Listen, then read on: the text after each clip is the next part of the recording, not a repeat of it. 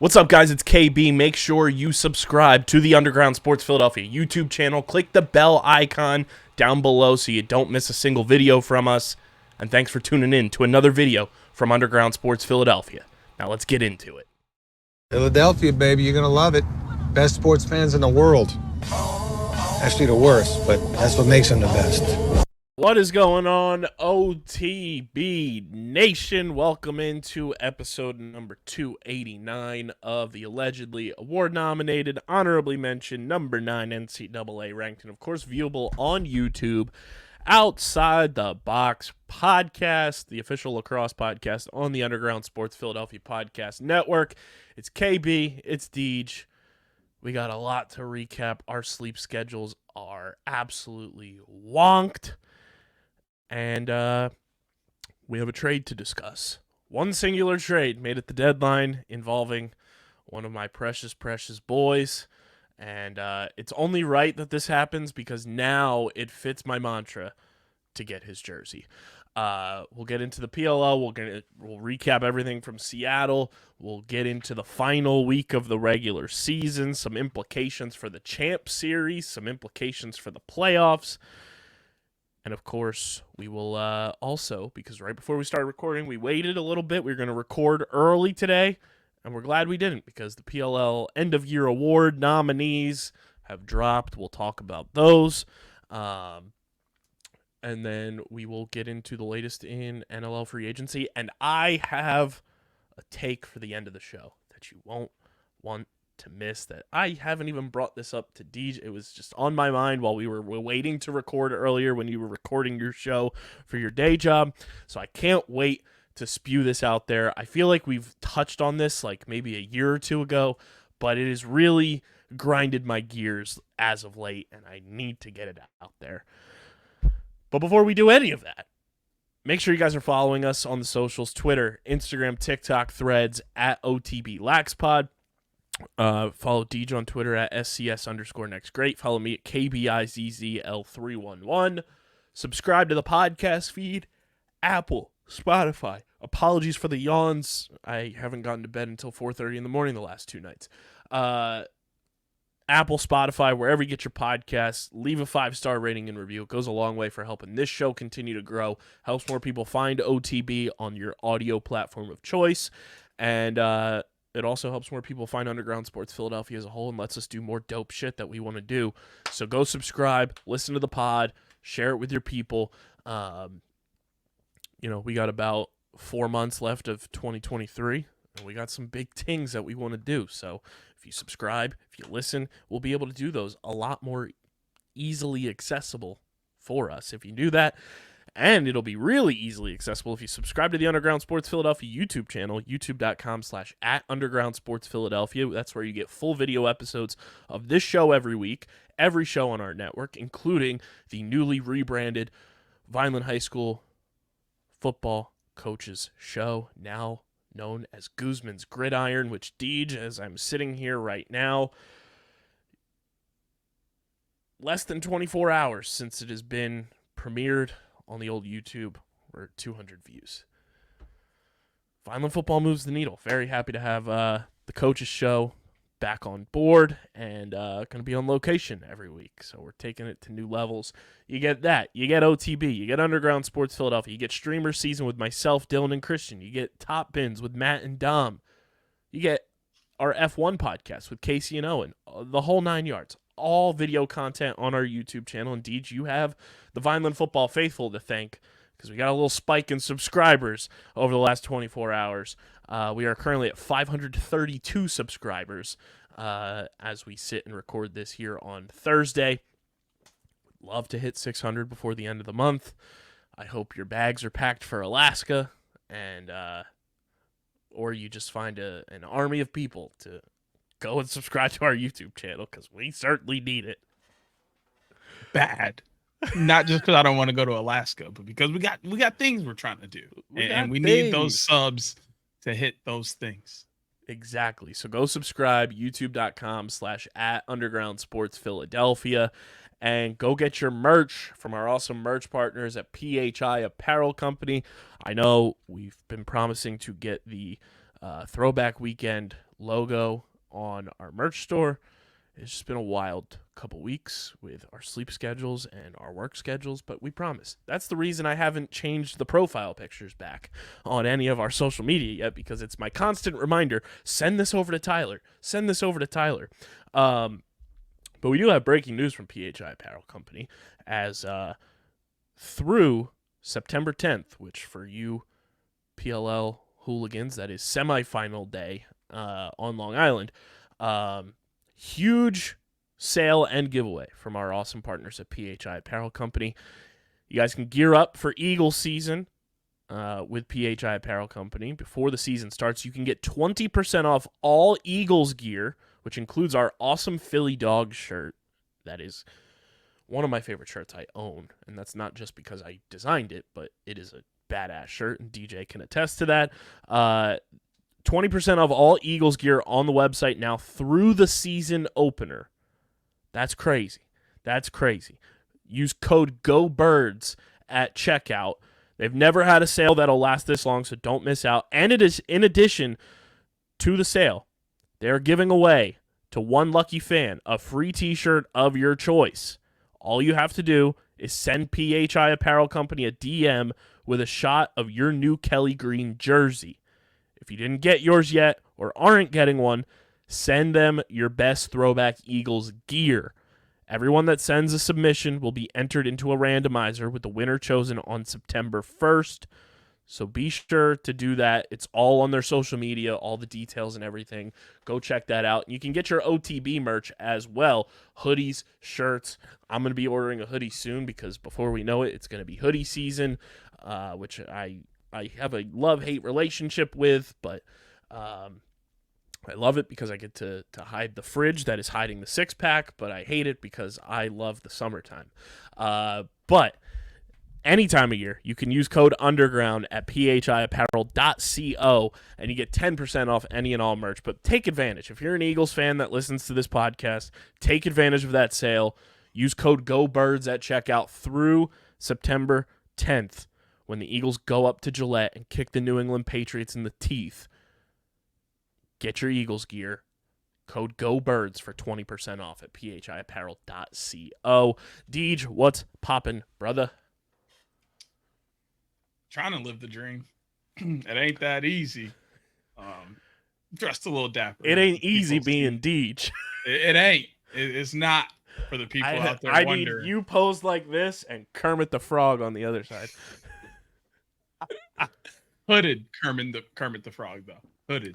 Yeah. Not the regular one. Hooded. Do it. Do it. Yeah, because I definitely got a little voice in my ear from time to time. But yeah, people see dressed a little dapper. As we record, which they can see if they're watching on youtube.com/@undergroundsportsphiladelphia and subscribe. But Thursday, as we record normally, supposed to be opening day for high school football in the state of Michigan. They always play the Thursday before school starts.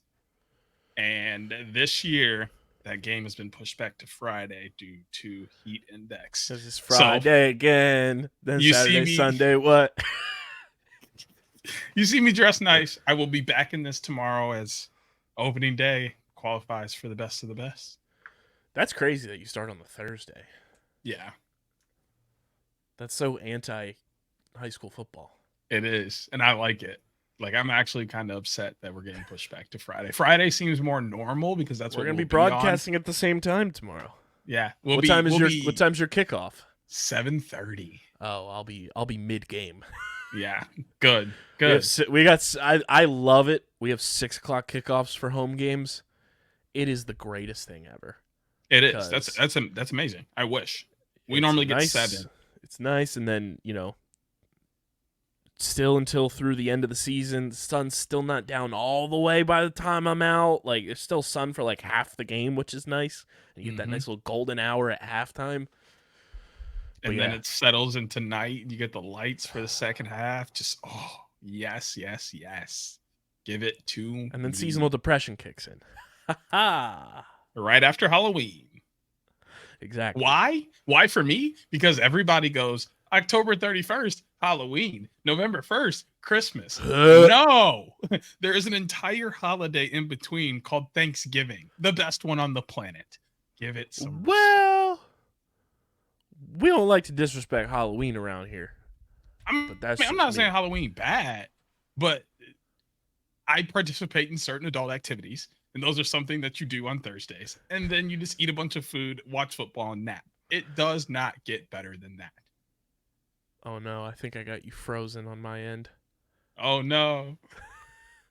Did you hear that? I can 'Cause that's hear the you. important part. It's choppy, but I can hear you. Shout out StreamYard because we can pause. Shout out to Wi-Fi issues. Gotta love them. Gotta love them. But yeah, our lives are about to be a whole hell of a lot more busy because that's what this time of year is. Everybody asks, "Oh, when's your busy season?" And I tell them June to December. No, June to February. That's my busy season.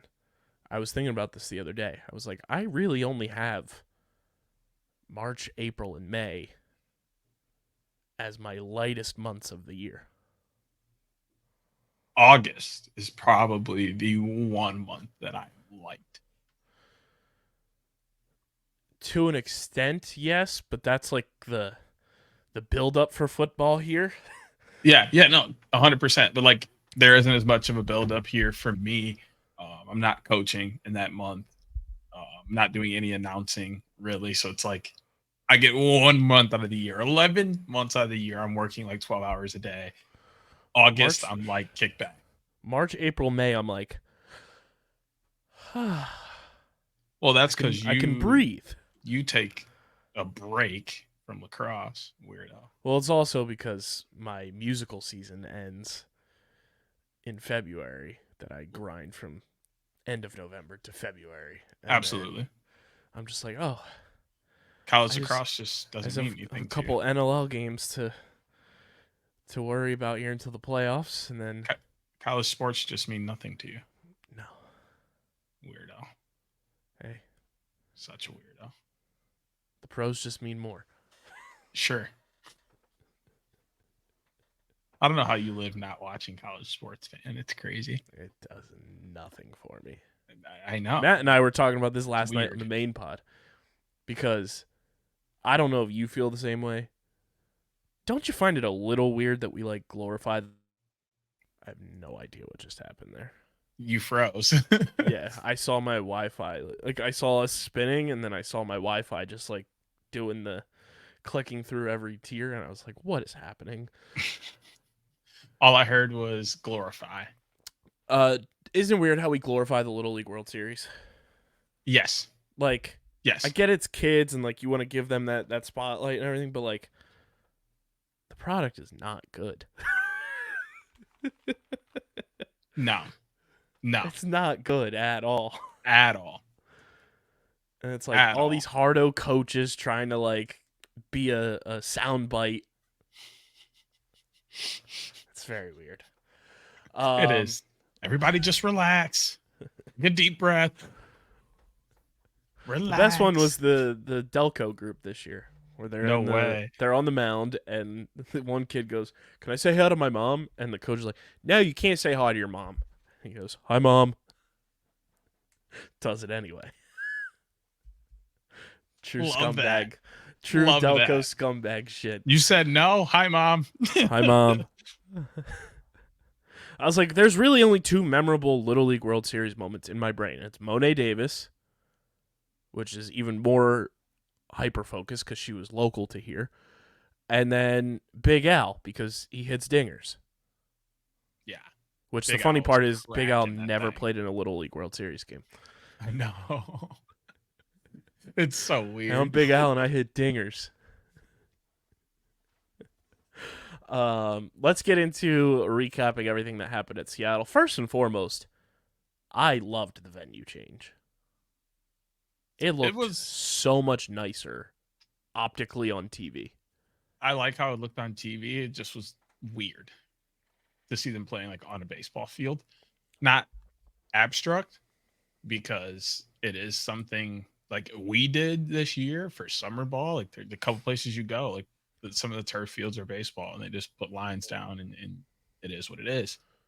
It still looks weird. That was the only thing. Like it optically looked weird at times because like you could see like the backstop in the back and everything, and like it was weird to not have fans like behind the net or like in the corners, really. But It looks so much better other than the than that, Tacoma Dome, though. yes, I agree. But other than that, I thought it was great. It looked great. It seemed like the energy was nice. The field was nice. The views were great. Like I wouldn't mind playing there for sure if I was And I playing, but think I it wasn't as optically weirded looks out weird. because in 2019, when they played in Atlanta, they played at the old Brave Stadium. I think for me that was weirder because of where I was sitting in the press box. You could tell that the press box was positioned to be behind home plate, and they've since converted the old Brave Stadium into a football stadium for one of the Georgia schools down there. I can't remember what school it is. But I was like, oh, this is a diagonal football field, but that's because this used to be a baseball field. But I thought it looked way better optically and just like the lighting wise because it was outdoors. Much better viewing experience as a whole on TV than it was last year in Seattle. So kudos to whoever booked that venue. Tip of the cap there. To recap the games and all the goings-ons that happened in Tacoma. I told you all on the podcast last week. I don't know why, but this game isn't doing it for me. And the game on ESPN2, it was built up to be this heavyweight title match. Rocky versus Apollo Creed. Well, this time Apollo Creed won. The Archers stick it to the whip, 16-11. Should have been like 16-10, but a couple late goals that Tom Schreiber got caught on camera being disgusted with happened after Dauber was taken out of the game. Nonetheless, the Archers win, and even though it was a 5-goal game, the Archers dominated that game. Yeah, it was weird. Healthy Whips. They're on this train, hop on now, they're ready to go. All this energy. That train went off the rails. And they just got smoked.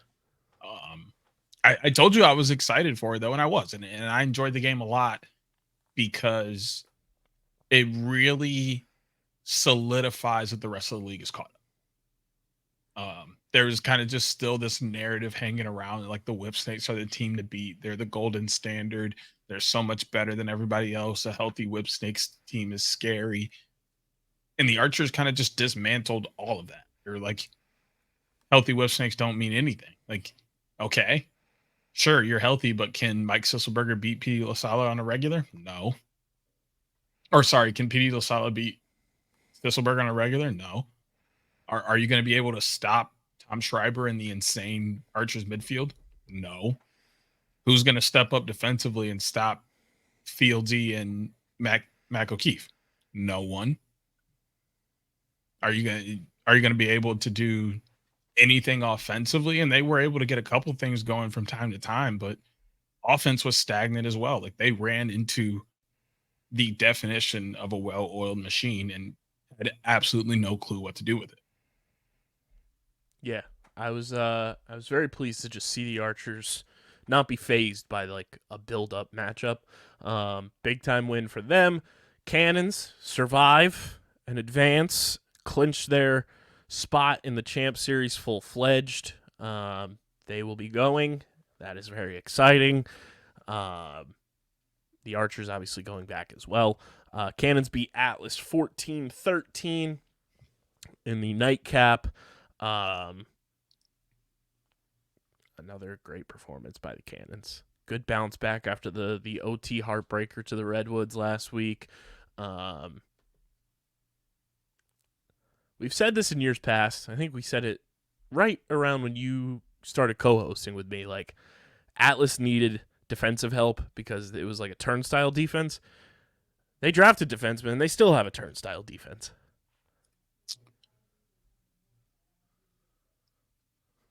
I want to say it's the defense because it's never this person's fault. Not never, but 99.9% of the time, it's not this person's fault. I think goaltending is the real issue this year for the Bulls. I truly think there were a lot of really good defensive possessions for Atlas that ended in goals that shouldn't have.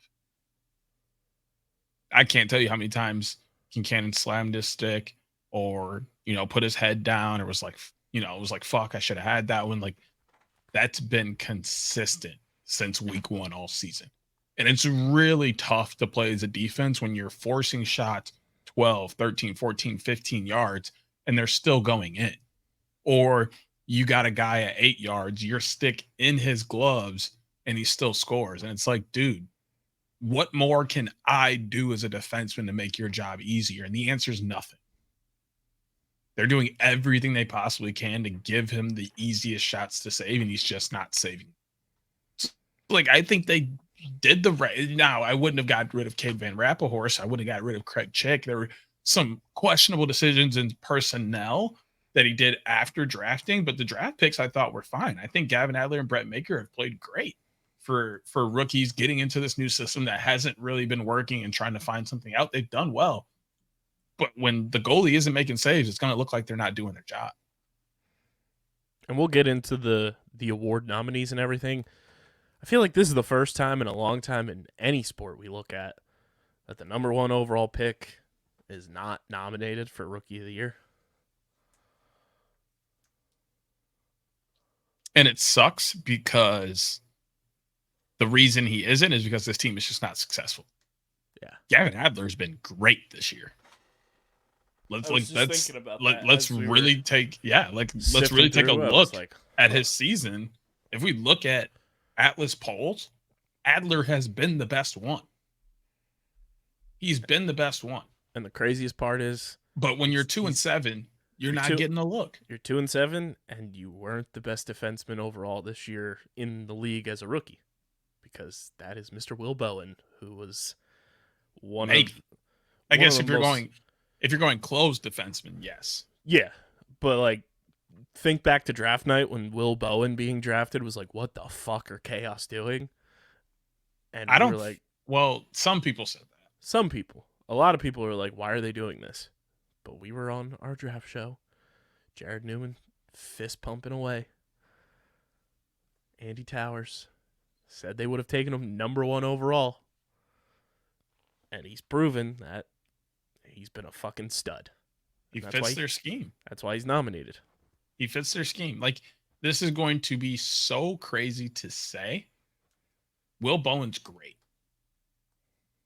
But he would not be as great as he is if he didn't go to Chaos.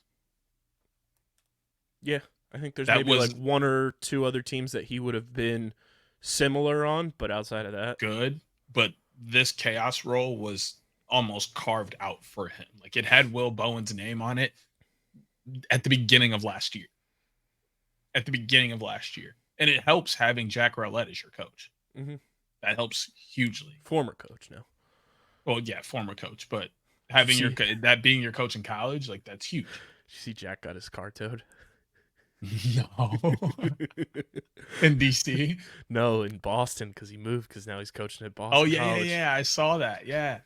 I saw he moved to Boston. He's staying he had to walk 20 blocks Southeast to go get his car. Couldn't even get an Uber. He probably didn't want to. Not that he couldn't. He probably just didn't want to. Got to pay to get his car out. Yeah, right? It's penny pinching. Yeah, that's crazy. But no, I think he just got put in the perfect spot. And it sucks for Adler because he did have a good year, but when the rest of your team doesn't show up and do what you need them to do, you're not going to get the creds. Like 3 guys.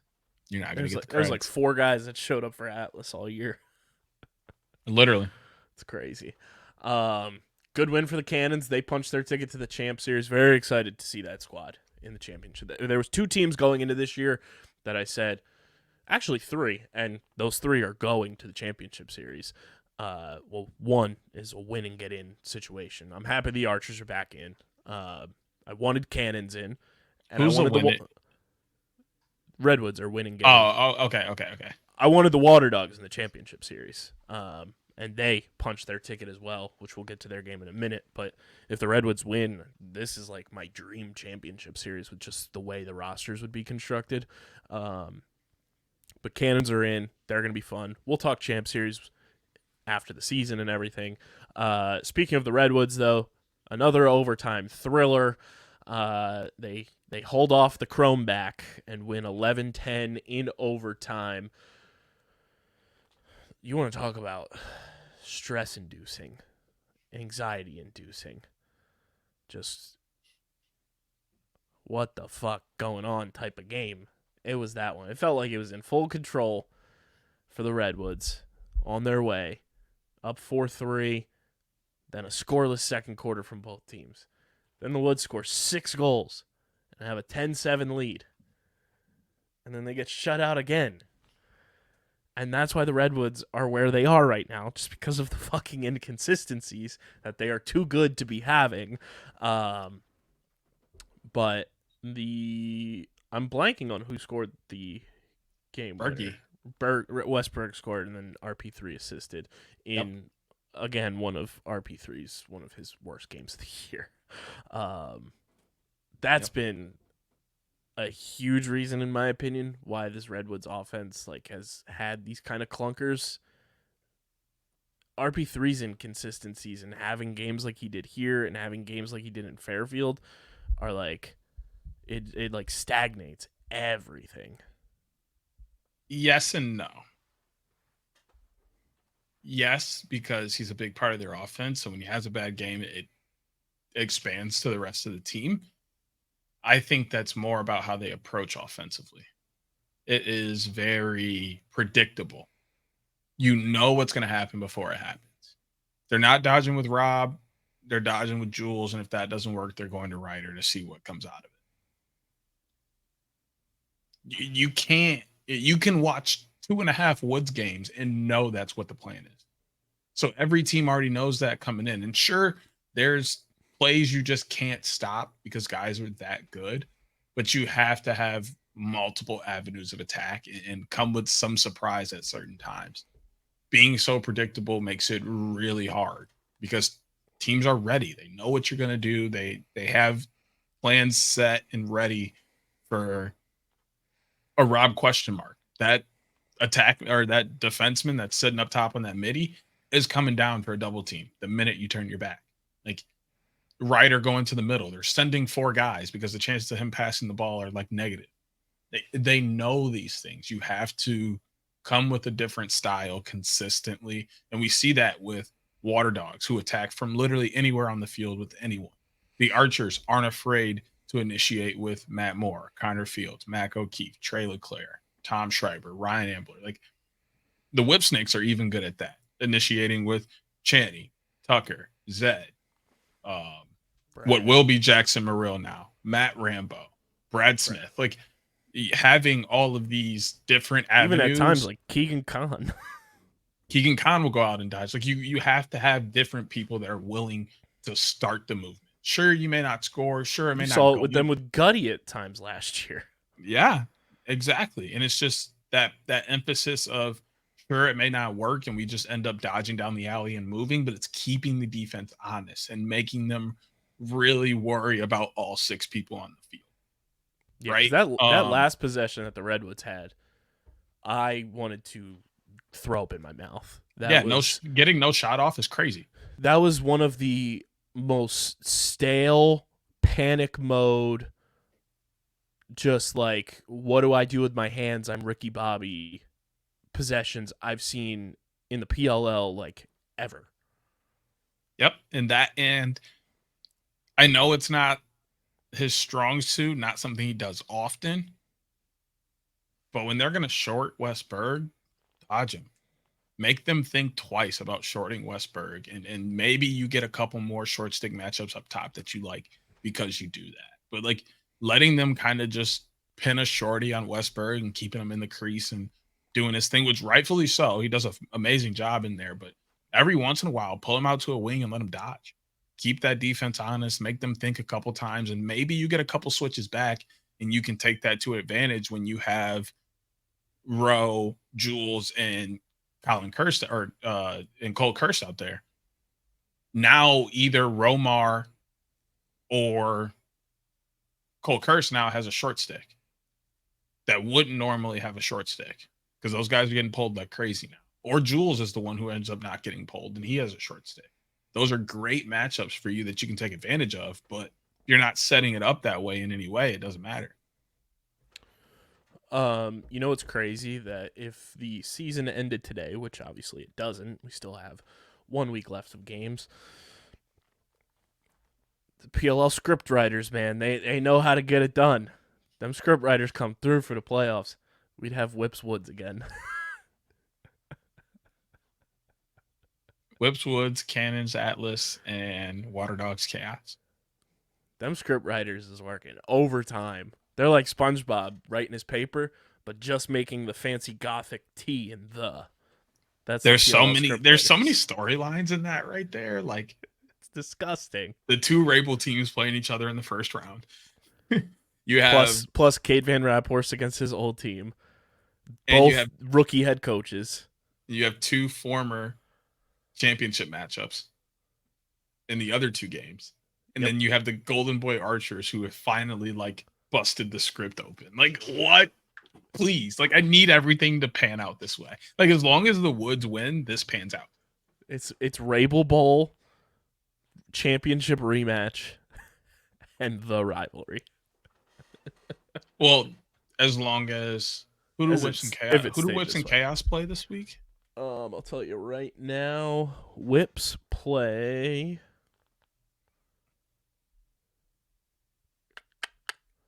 Cannons, and Chaos plays Chrome. So it could change. I think Chaos win. It'll all depend on score differential, though, I believe, because Whips won the season series against Chaos. So, well, they would both have to win. I don't think both win. Yeah, it's like I'm saying in that scenario. Yeah, but I think Whipsnakes lose. It's crazy. It's going to take the entire season for the Redwoods to potentially get to 100 goals scored. They're at 99 right now. Bro, stop it. They're going to get to 100. They're not going to get blanked. They're not going to get blanked. I'm not saying that, but there have been multiple games. They've been closer to getting blanked than scoring double digits. None of them are against Atlas. Playing Atlas in the last game of the week is a plus for the Woods. The last game of the season is a plus for the Woods, in my opinion. Yeah. It's going to be tough. It's always a close game. They normally come out on top, though. Let's hope. Last game that occurred was Chaos Water Dogs. Water Dogs assert their dominance, score 4 2-pointers in this game, the most by any team in a single game this season.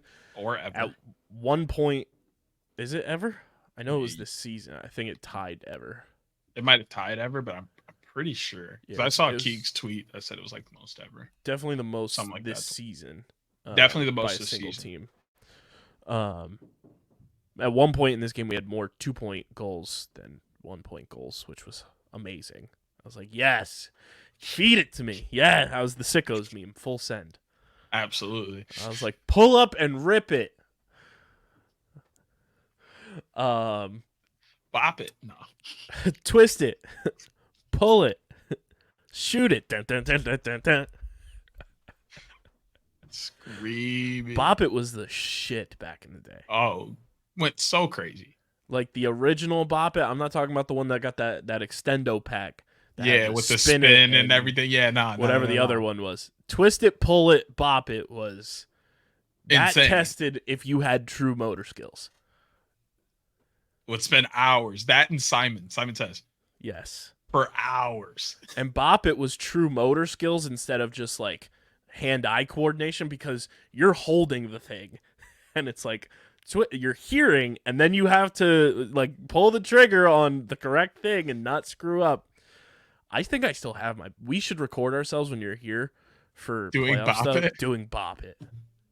I'm so down. I'm 99% sure the Bop It is in the old studio room. I'm so down. I haven't played Bop It in like, I don't know, 10 years. Easy. Bop It was the shit. Top tier. Just wait until they make a Bop It movie, because they want to make movies about all these Hasbro and Mattel toys now. Did you see that? Yeah, that would. They want to make a Play-Doh movie. What are we doing? Play-Doh, no, but Bop It would go crazy. Or like Operation, like real life Operation would be nuts. They need to make Bop It on crack and put it in the next season of Squid Game. You're playing Bop It on a glass platform. If you do it wrong, you miss, you're done. You fall. Last one standing wins. You're over a pit of spikes. Dude, real life Operation. Could you imagine being a doctor and like you hit his flesh and he's like he actually gets electrocuted? I would lose it. I'd faint right there as a doctor. I'd faint. You'd be dead because he'd be electrocuted. He'd be dead and I'd be dead too, because I'm not going to jail for that shit. Zip, zap, zump. That's the new Bop It. We all up out of here. I'll pour some water on this thing. So great weekend overall in Seattle. It really seemed like the fans showed out too. RJ's blow pop drip was incredible. Shout out Cherry. Shout out Cherry. And yeah, I tweeted this at him. He didn't interact with it, which was a little disappointing, but the Jerry Raganese crab cake is officially added to my must-have list for the crab cake connoisseur that I am.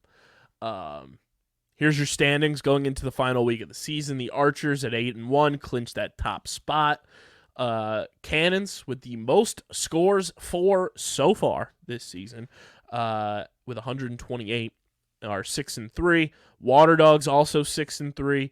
Redwoods at 5-4, and if they win this week, they are in the championship series. Whipsnakes at 4-5. Chaos at 4-5. Atlas at 2-7. And then Chrome at 1-8. And there are your standings. Let's talk about the trade that happened. It's brought to you by our pals over at Tomahawk Shades, the best small batch eyewear in the game. Guys, they have an app now that you can download for free in the App Store, Google Play, and just for downloading the app, you can claim a free pair of sunglasses. It's that simple, and downloading the app allows you to get exclusive access to things before anybody else. You're going to get notifications sent to you when new product is available, when new events with Tomahawk Shades are happening. We're trying to plot and scheme some stuff with Tomahawk Shades for semifinal weekend, so that's why you got to check out Tomahawk Shades. Owned by Kyle Harrison and Chris Hogan. Ever heard of them? Tomahawk Shades has been rocking with us for years now, and you guys can go to the Tomahawk Shades app or tomahawkshades.com, fill up your cart, and when you go to checkout, use promo code USP for 25% off your order. Excuse me, at tomahawkshades.com. That's promo code USP for 25% off at tomahawkshades.com or in the Tomahawk Shades app. Deej, the boy, Jackson Morrill, was traded in the only trade of the season at the deadline to the Whipsnakes. Pulling up the full terms of the trade here because I don't want to mix up with the draft picks. Here we go. So Jackson Morrill, pending free agent as well, which I didn't realize when the trade happened that he was going to be a free agent. So Chrome, in theory, could re-sign him in free agency if they chose to. The trade, Chrome receives Whipsnakes 2024 second and third round picks in exchange for Jackson Morrill and Chrome's 2024. So a third round pick swap and a second round pick going to Chrome in exchange for Jackson Morrill. I mean, that's big draft capital, to get for Chrome that they can use as either the picks or use it as trade bait in the offseason. Jackson Morrill going to Whipsnakes, though. I'm not sure how I still feel about it. Obviously, it's great for him. He's going to get an opportunity to play in the postseason, more than likely.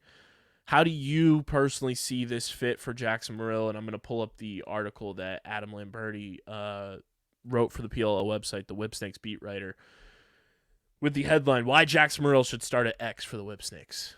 Deej, the floor is yours. As a lacrosse fan, member of the media, enjoyer of the game, player of the game, absolutely love this move for Jackson Morrill. As a Woods fan, hate this move. I'll break this down. I love and hate it for the same reason. This is an extremely scary move for every defense in the league because they have so many options they can do with this. Jackson Morrill coming out of the box, getting on a short stick, toast.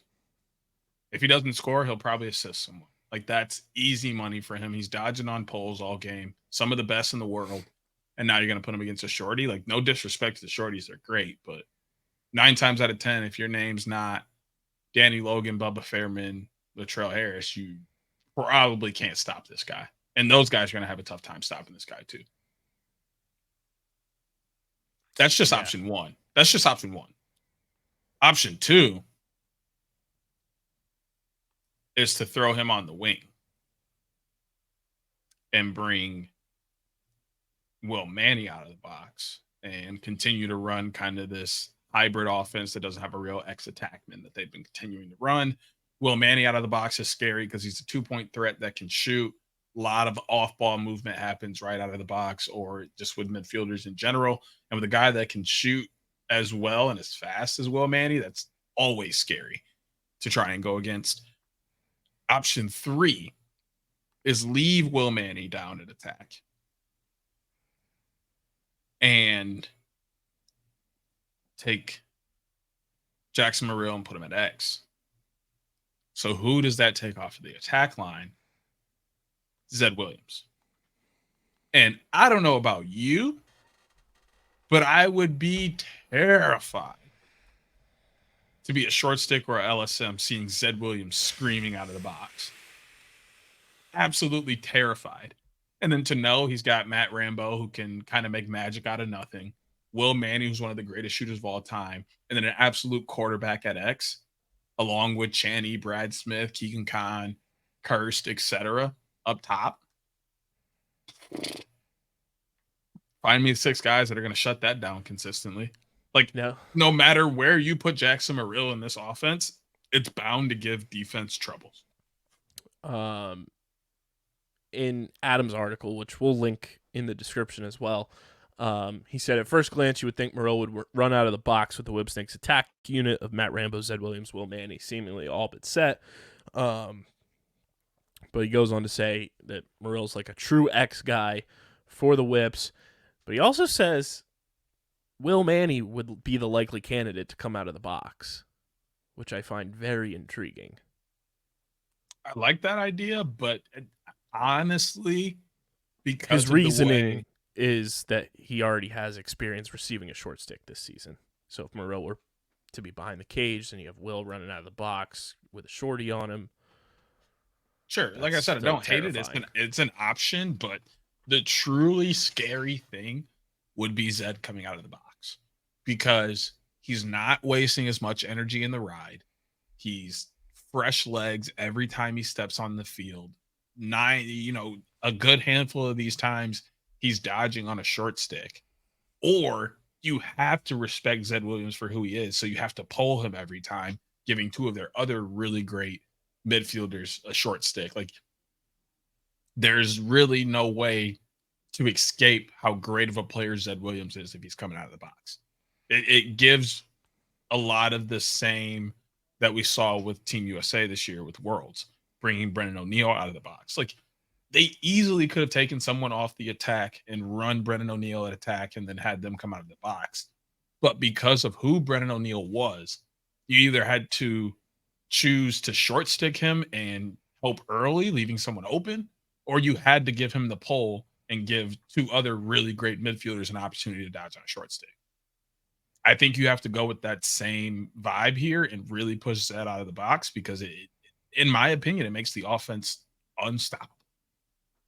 Or at least very hard to stop. I won't say unstoppable, but very hard to stop because it really stretches your mind. Who do you pull out of this group? Who gets the short sticks? Who do you look at in this offense and go, our short sticks can stop them consistently? Yeah. I don't know. I don't know if I, as a coach, could ever say that. Looking at these rosters, I don't know if I could realistically see a team stopping that offense. I mean, I think the most intriguing and fun short stick matchup, just by the way they've played this year, I sent you a tweet for when we talk about the awards. Joe Keegan just put out. It's very funny. The most intriguing one is the one we saw this past week, is the Archers with Treasy and the Pups. Yeah. Which, I mean, who knows? But like, I don't know that they like, even like they're good. Don't get me wrong. Like if you go top to bottom group, like that's the one that you're like, and maybe the Cannons too with Goodrich and Bubba, but like outside of that, like maybe the Water Dogs. Yeah. I love this move for the Whips. If you're a Whips fan, you should be excited. Jack, if you listen to this podcast, Jackson Morrill has been one of my favorite players since he's been a rookie. And it fits the mantra now, Deej, because he's traded. He's no longer on Chrome. I can now actively go and get his Chrome jersey. Yep. It fits my brand. I think it's time to get a Chrome Jackson Morrill Championship Series jersey. Does this mean at least he won a trophy? Does this mean our bet is still on? Yeah, it would just be his Chrome jersey. Okay. What was the bet again? I completely forget. Something Water Dogs.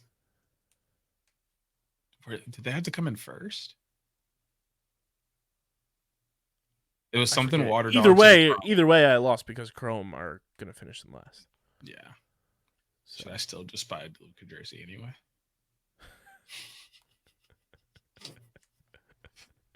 The fact that he liked my tweet and followed me back is like the best.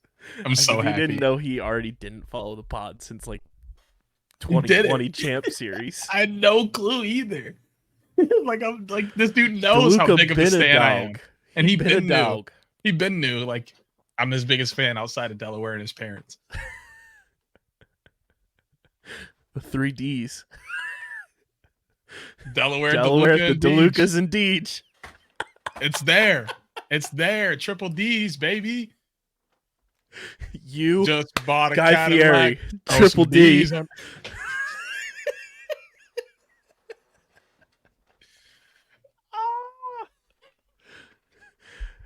Hey, I'm DJ Hughes, and we're rolling out. Time to go stand Matt DeLuca for Delaware, the DeLucas, and Deej. Now we just got to make a section. Now we just got to make a section with a sign that has triple D's, and it's Delaware, DeLuca, and Deej. We are ridiculous. Let us know in the YouTube comment section, though, your thoughts on the Jackson Morrill trade. Very interesting that it is the only trade that happened, but as many have said, as we have said, first-round pick trades were not going to happen this year. So it is it's interesting that a lot of the teams didn't at least it didn't feel that way because there weren't many like rumors blowing around. We get Miles and Romar traded for each other, and then this trade here.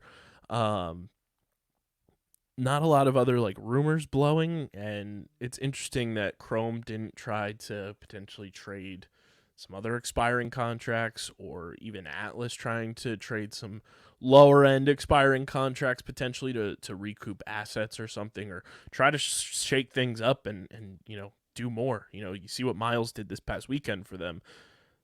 You're in desperation mode. Why not try to shake something up? Like, they weren't going to trade Brian Costabile, obviously, just because you're going to make the playoffs. Why are you going to trade your best midfield option? But it is interesting that, we didn't see a lot of expiring contracts get traded. Well, my thing with Chrome is I think they're going to sign a lot of people back. And the discourse obviously got started over oh, is it BO or is it Shelly or is it Cav? Like this, and that, like, which I understand, but let's really break this down here. Chrome has the number 1 pick.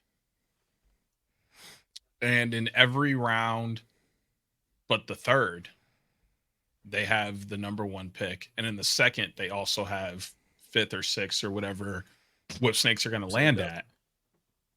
Well, they still have their.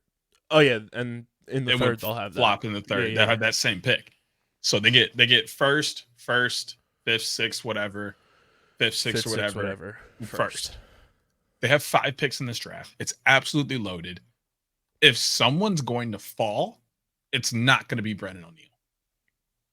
And people are like, "Oh, well, they should have traded Logan Wisnowski because he played bad." Okay, I get it, but realistically, he played bad because his team looked completely different on the offensive side than it did last year. He played a lot off of Nick Turn. Nick Turn's not going to be back next year. Big deal or not? Not in my opinion, because of how loaded this class is. You obviously take Brennan O'Neill at 1 because he's not going to fall. He's not going to fall. If you don't take him at 1, you're not going to see him. It would be asinine not to take Brennan O'Neill at 1. I think they take Brennan O'Neill because one of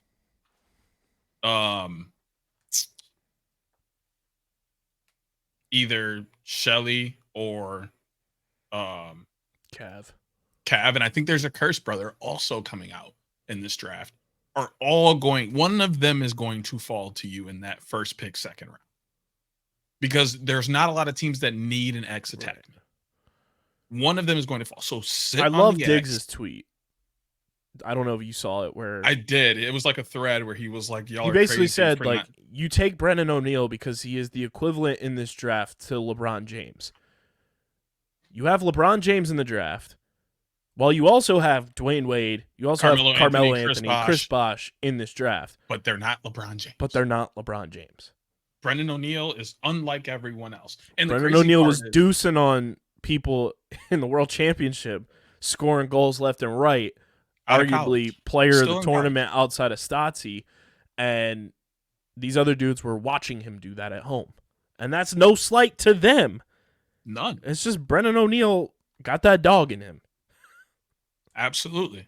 And the crazy part is, another person that could fall that would absolutely be great in this offense because of the style offense they run and how many teammates he'll have in this pocket on Chrome, Dyson Williams. Mm-hmm. Bring the ex-attackman from college that Brennan O'Neill has camaraderie with already. Pair that with Logan Wisnowski, Sam Hanley. You're talking about this dude named Sam Hanley. Cross Ferrara, like Justin Anderson, the line keeps going. That offense is going to get better. And the people who say trade Sam Hanley because he's going to get in the way of Brennan O'Neill are literally crazy. I'm sorry. I don't think so. They play differently. This isn't a Miles Surge, Romar, Brian Costabile where they play exactly the same and they take from each other. They have 2 very different games. And if anything, Sam Hanley is going to benefit from having Brennan O'Neill there and taking some of that pressure and some of that attention away where he is going to get a short stick sometimes. He's going to be able to dodge right down the alley and get a shot off because they can't just leave off of Brennan O'Neill. Like, you want to get as many of these young players that have their own bag. Like, that's the interesting thing about Chrome is if they make the moves that I think they should make, whether it's picking up Shelly, Pat Cav, Curse, Dyson Williams, along with BO, or going to the player pool and signing an ex-attackman that's out there. There are plenty good ones still available. Or someone who comes to free agency at that point. Let's also not forget, like, Colin Heacock's a free agent, and I would be shocked if he comes back to Chrome next year just because of, like, his lack of usage. And obviously he's got relationships with the team that Jackson Morrill just went to from his college days, so that wouldn't shock me if that's a move Stags makes in free agency. So that clears up another space in this offense for Chrome to utilize the draft with. Yes, like I don't think they need to get rid of anyone who is currently in their rotation consistently. No. Like, their offensive rotation is fine. They just need to solidify who is in it and then work from there. Their biggest issue this season was they came into it way too confident about Brennan Nichtern's availability and didn't properly adjust the offense for him not being available as often as he was not available. Yes, which then hindered the rest of the offense. I don't think that's a problem outside of next year. Ferrara. I don't think that's a problem next year, regardless of who steps in. Whether they get a guy from the player pool, they draft a guy. Huh? Throw your crosses up. Get out of here. Whether they draft, one of the ex-attackmen that's going to be available, or they get somebody from the player pool, the offense will be just fine because it is already loaded and you're going to add a bunch of talent to it. Just mesh it together. Last bit on this Jackson Morrill trade. Does he stay with Whipsnakes? Does he go back in free agency and re-sign with them, or do you think he ends up on a different team? Looking ahead. I don't think he signs back with Chrome. Me either. But the other two are up for debate on his play. And not like, he needs to go out and be productive, but does he bring something to the Whipsnakes that they don't already have? And becomes intriguing to Stags in a way that, okay, we can use him in this way or in these scenarios because we don't already have that. If he doesn't bring any of that or kind of have any kind of spark, they may not re-sign him either. And I would hate to see him kind of fall into the player pool. He's too good to, he's one of those guys that, we say that about a lot of players. There's a bunch of players that are they're too good to not be on a roster. But Jackson Morrill is truly too good to not be on a roster simply because he's too versatile. He can play multiple positions. It's not like one of these guys who is I can only play at X. A lot of people talked about when the MLL merger and the entry drafts were happening. It's where's Mark Matthews? He really only can play X, and there's a bunch of X attackmen that are already preoccupying those spots. You look at Bryce Wasserman. He dominated in the MLL. He can only play at X, and that's why he was kind of a mercenary player for Chaos for so long. We love Bryce Wasserman on this show, but that's the case with him. Jackson Morrill can play at X as a true X attackman. He can come out of the box and play the midfield. That is what earns you a roster spot in this league. Absolutely. Absolutely. I think it's going to come down to, if he goes back in the player pool, he may end up back with Chrome. I will say that. I don't think they're going to go after him right away, but if Whipsnakes don't want him and other teams pass on him, they may be, hey, come back.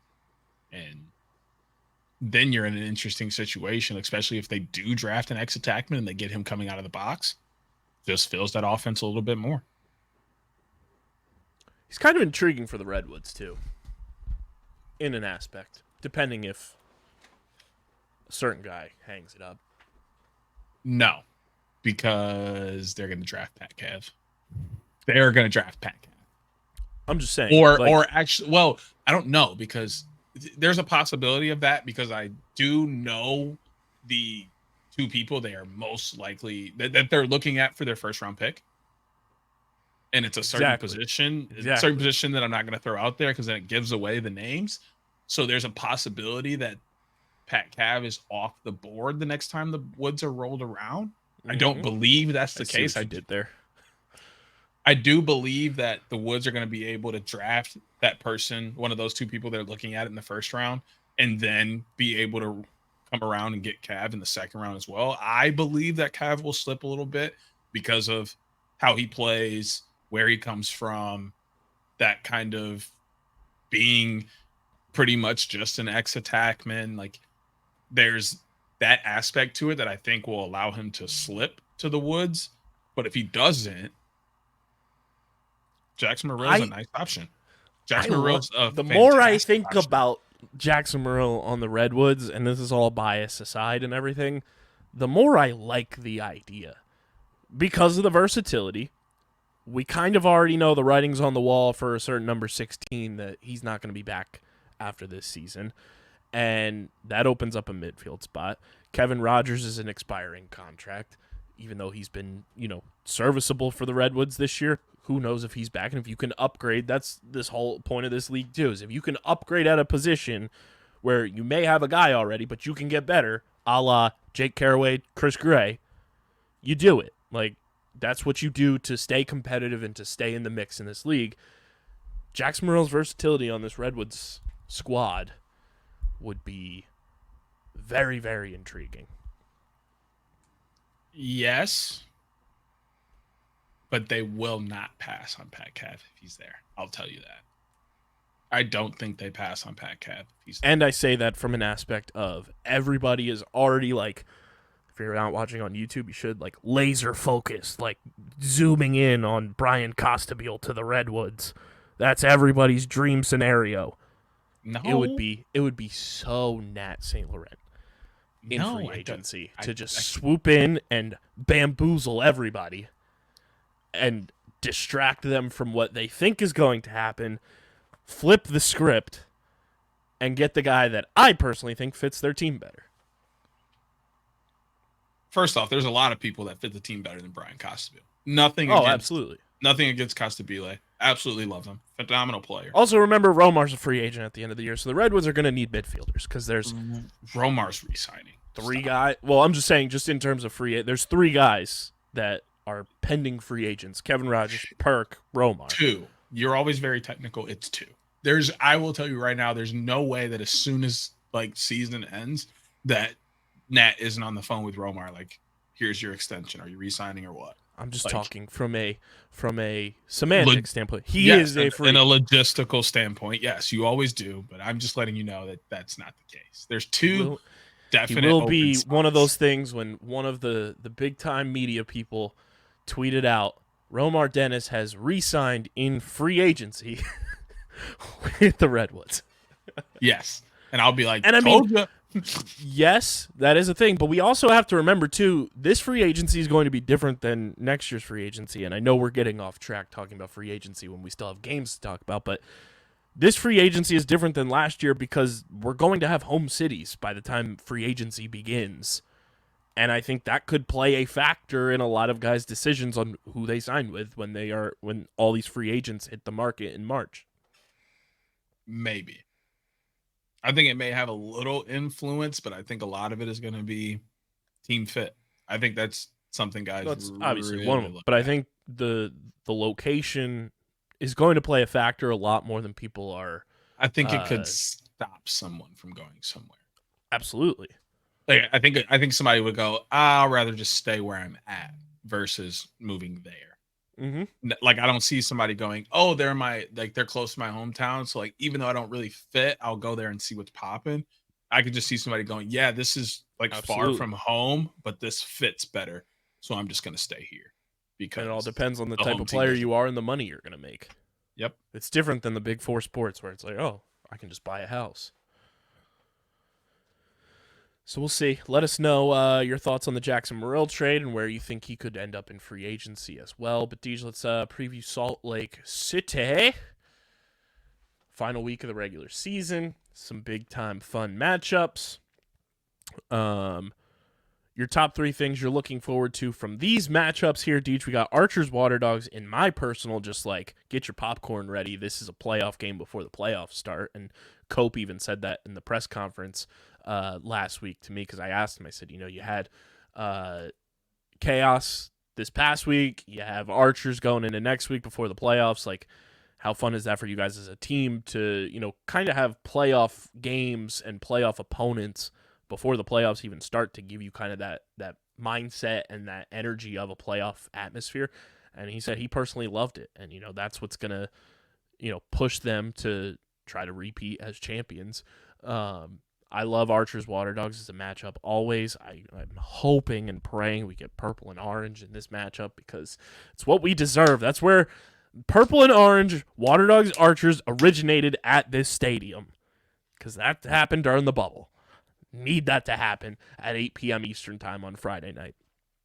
Then we have Atlas Redwoods on ESPN2 at 10:30 p.m. Then we have Cannons Whipsnakes on Saturday at 7 p.m. and then Chaos Chrome to wrap out the regular season at 9:30 p.m. Deej, what are you looking forward to? Your top 3 things in your favorite city in America?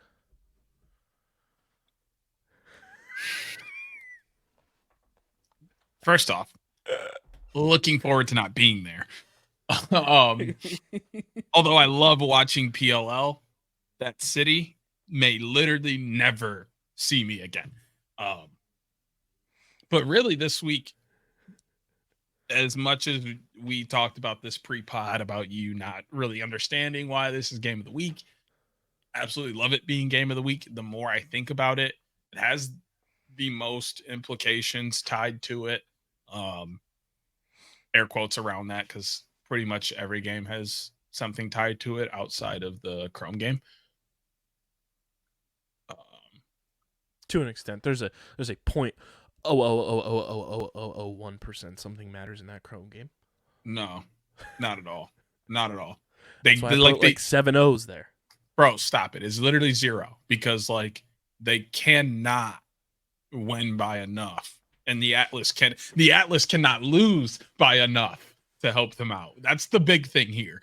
The Redwoods would have to literally demolish Atlas to really help Chrome in the scenario, and we both know that's not going to happen. Atlas would have to, I think the one scenario is Atlas would have to lose by 8, and then Chrome would have to win by 9, I think, if my math is correct. Let me do quick math. Yeah, something like that, because it's 15 and 32. -15, -32. Yeah. Because then they'd be even in score differential. They'd be even in record. No. The Chrome would be one above. They'd be -24 if they won by 8.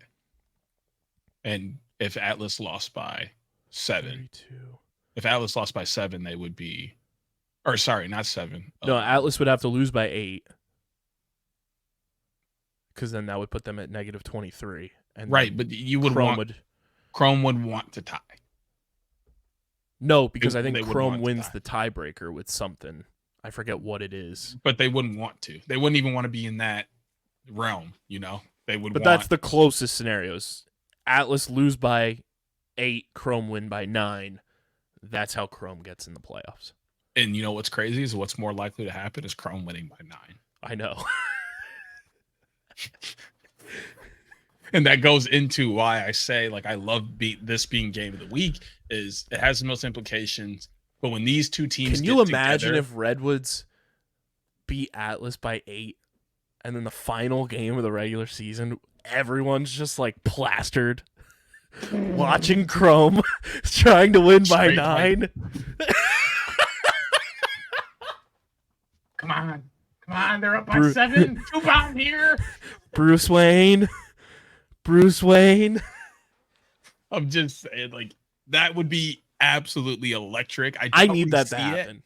I need that to happen. I highly doubt we see it, but that would be electric. And it's just because, for whatever reason, Redwoods can't play Atlas unless it's close.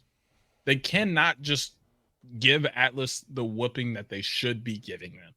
If we look at their previous matchups, the most recent 3, Atlas smacked the Woods around beginning of the year 2022. 17-11 gave him the biz. Last 2, 16-15 Woods. That was Fairfield. What weekend was that? That was Fairfield. Yeah. Okay. When Glaze hit his 2-bomb, then Miles had the 2-bomb right at the end of the game. And then the most recent was week 1, 13-12, that we missed because of flat tire unrestricted highway. But I wish I could. I'm not going to go too much farther back to look at the scores from other years, but for the most part, Woods, I know Redwoods lost week 1 to Atlas in the first year of the league. They fare well, but for whatever reason, if the Woods are going to win the game, it's going to be close. And if Atlas is going to win the game, they're going to win by like 6 or 7. So I do think the Woods have enough this year to win, and that won't be an issue, but it's going to be a close game, not helping Chrome out whatsoever, which is why I say Chrome doesn't really have a chance at catching because they're not going to get the help from the Woods that they get. And if I'm going to be honest, I don't think the Woods are really focused on helping them at all. I think the Woods are just focused on winning the game to get their spot at 4th in the playoffs and being that last championship series team. And they don't care if they win by 1 or 2 or if they win by 12. They just want to win. It would be But fun, like, though. you It know, would be like fun. it would be electric if it turns out the Woods win by 8, Nat, 9, just 10. release the Hounds and only shoot 2-pointers. I mean, they'll go in. Yeah, it Pull a would be Ben crazy. Rubior and shoot bouncers from 2. It would be crazy to see that play out that way, where Woods win by 8, 9, 10, and now we're glued to the screen for the last game of the weekend, which would be phenomenal for the league. Maybe even that gets bumped to ESPN2 or an I will ABC let or everybody know if that happens before that final game. I will be tweeting the Cookie Monster from Family Guy meme that Worldwide Wob always tweets, but instead it will have Chrome +9 on it. Yes, on the cookie dough. And I'm so here for it. But like you look at the other games, like Water Dogs want to beat Archers, one to give them a second blemish on the season and to try and get that second spot back instead of being in third, like or maybe they don't, and then maybe they just want to play for that third and be on the bottom half of the bracket and face the Archers the last possible second. So there's not much there because Archers, both these teams are already in, and it's just a matter of, do the Water Dogs want the second or third seed? Which I think they want the third. I do too. And then Cannons, Whipsnakes, once again, both these teams are already in the playoffs. And Whipsnakes probably could care less where they're well, actually, anybody would want the second seed because then you're either playing Atlas or Chrome. I stand corrected there. But then you play Archers for the first. No, you'd play the winner of 3-6. Oh, okay. 4-5 gets the Archers side of the bracket.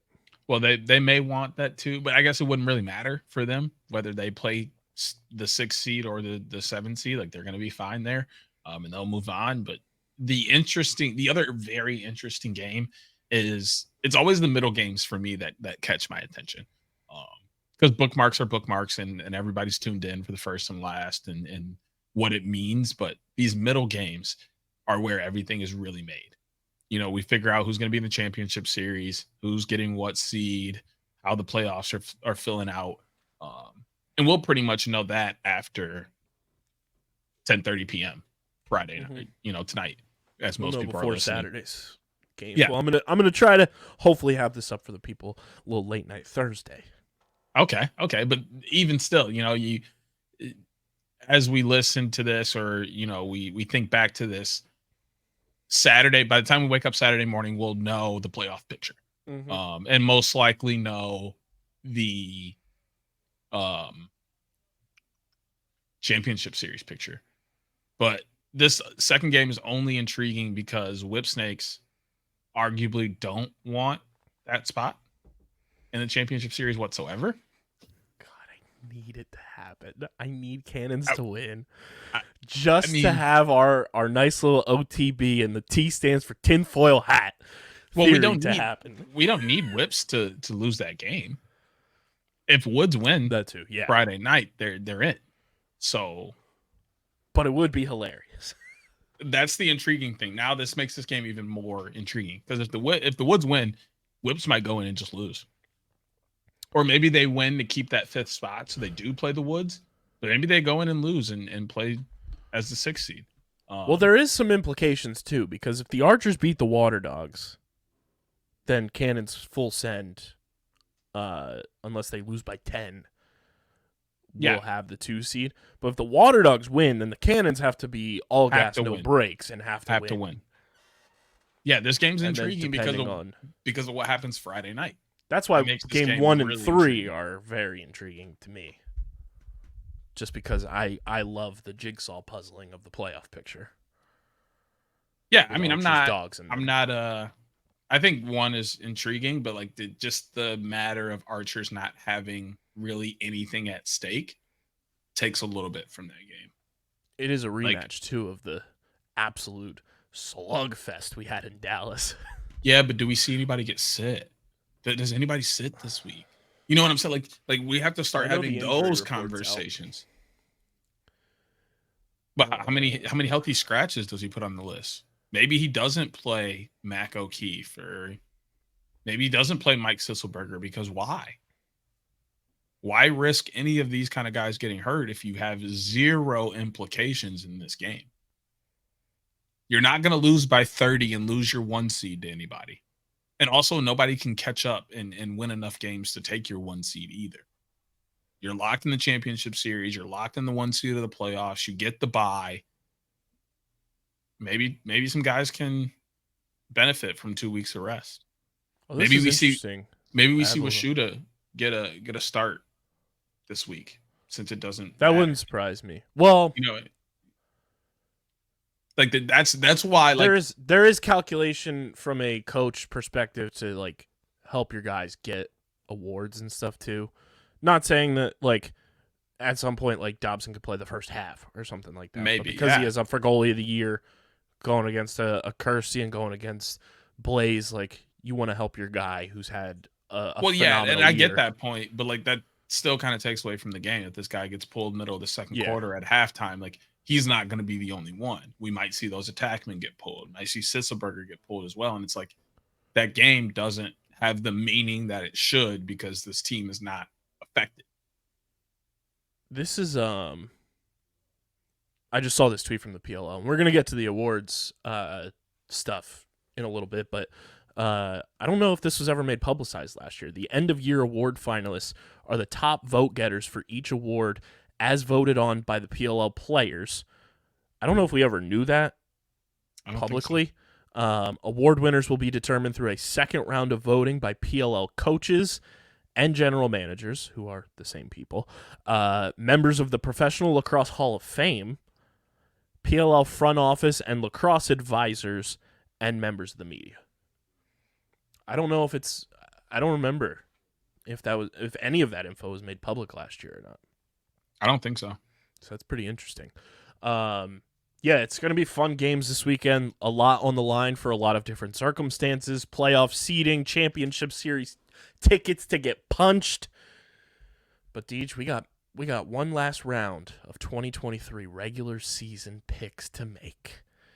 Let's head on down to the old pick pond and feed some ducks one last time this regular season. It is feed the duckies. PLL Salt Lake City. Rosters are rolling out. Picks of the week, powered by Trophy Smack. Guys, there's no better way to upgrade your fantasy smack talk than with our pals over at Trophy Smack. They've got trophies, metal wall art, aka wall smack, rings, belts, turnover chains, last place trophies. You guys can go to trophysmack.com/underground to upgrade your fantasy smack talk today. That's trophysmack.com/underground to upgrade your fantasy smack talk. Deej, first game of the weekend, Friday night. We'll be watching it from the booth for quite some time, as we'll both be on football broadcasts as well. For Archers, Water Dogs on ESPN Plus at 8 p.m. Do you have the Archers matching the best regular season record in PLL history, or do you have the Dogs pulling a little underdog upset? Thinking back to some of the conversations we've had, this one is a toss-up. This one's, I think, the most difficult game to pick, even though it's like two like teams that are already locked in for the playoffs. This is a difficult matchup to pick. This is difficult because, like I mentioned, Archers don't really have much. They have nothing to lose here at all. So we're probably going to see some guys get taken out at some point and kind of have a lot of backups in, and guys that aren't playing as much, which does affect the game to a level, not a ton, because all these guys are pros and play at a high level. And Water Dogs may not want the second seed. It doesn't really affect them, but it may not want it. How hilarious would it be, not to cut you off, but I'm just thinking of this, if the Water Dogs did get the second seed, they got to play Atlas for a third time. Mike Pressler is going to have war flashbacks. Yes, absolutely. He might just cry. He literally might just cry. He's going to be the black and white meme of Elmo and just the helicopters and bombs going off. It's just gonna be Pressler instead. Please make that. Please make that. I think I gotta go Water Dogs here though. They have something to play for. I'm gonna go Archers. I really do think that those guys in that locker room want this to be like a banner season for them in a lot of aspects. I think they want that, best record in PLL history to be a tandem. They don't want it to be just the Whips by themselves. And I think they want to, go on this journey of potentially winning a PLL championship while being the best. They've set that pedigree for themselves. I love the Water Dogs. It wouldn't shock me if they end up winning this game. But I'm going to go with the Archers to win, I think, a very back-and-forth, high-scoring affair. Again, not as high-scoring as Dallas, but I think it'll still be double digits for both squads. Then we go to the game of the week, ESPN2 Atlas Redwoods.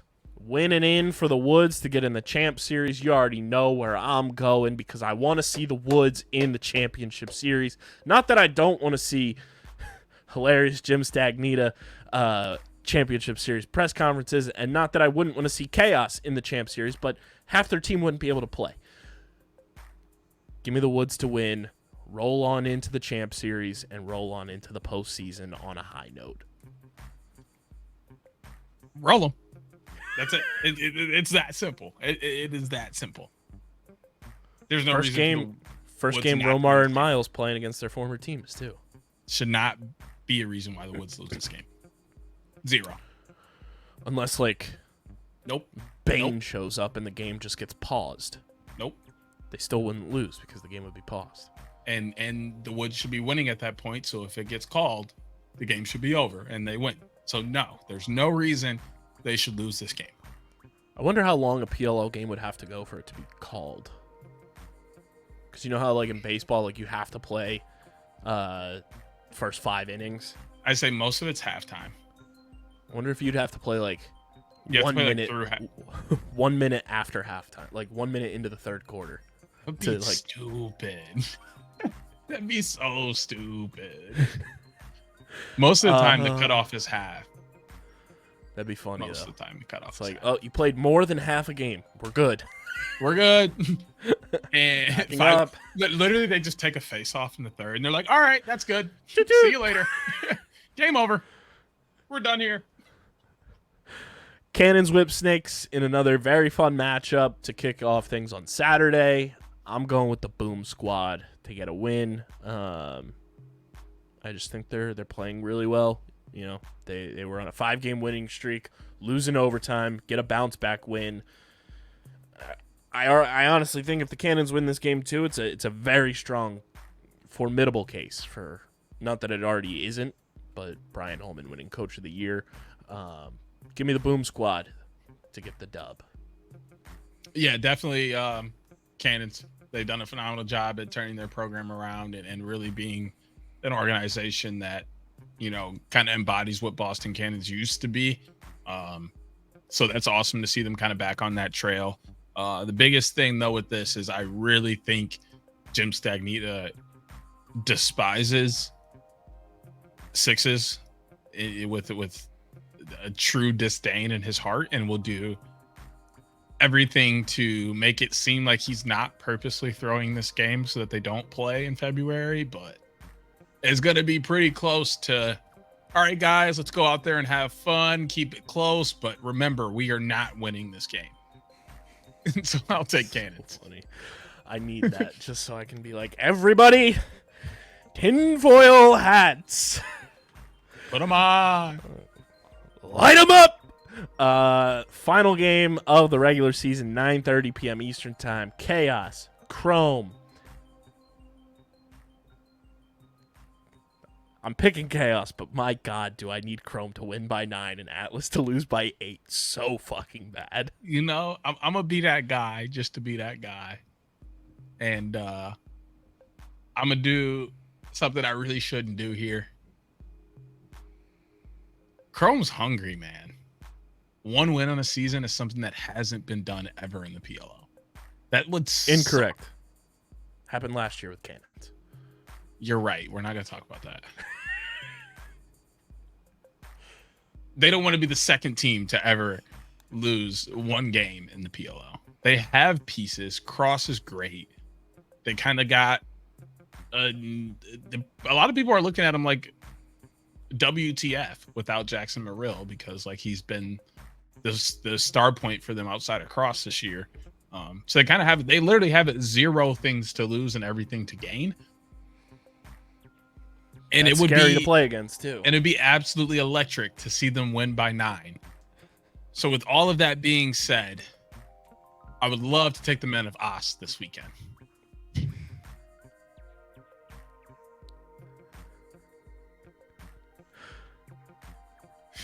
But I'm taking the men of Oss this weekend. okay, I didn't know there was a long pause there for a build up. I was doing the whole... Sorry, I was just getting ready to call Ian McKay to come run after you like you were Kieran. Kieran! I told him to walk away 3 times. I know, I'm just pissed at him. Jesus.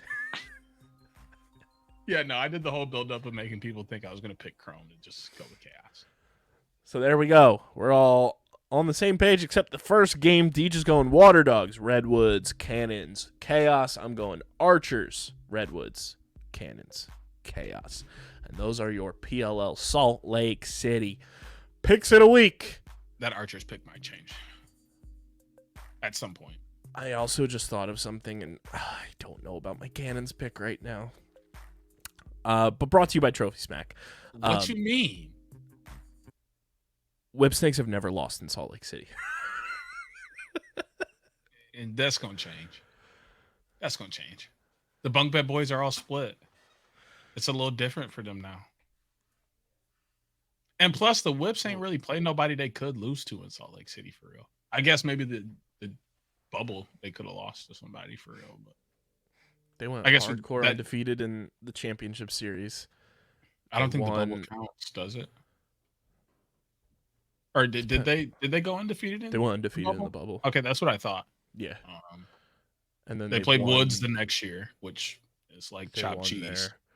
And then they won. Especially because that was playoffs, so it was chopped cheese for the Woods. And then they beat Redwoods there in the regular season in 2021. Was that? Are you sure that was regular season? I think so. I'm pretty sure that was first round playoffs, Q finals. I'm gonna pull up the schedule real quick because that's when I went, and I'm almost positive that was Q finals because that was K18's last game. Yeah, so that was that. There was another. So what was last year then? Because they won there last year. Did they play the Woods again? Did they play the Woods again? Maybe it was that. Then last year that was regular season.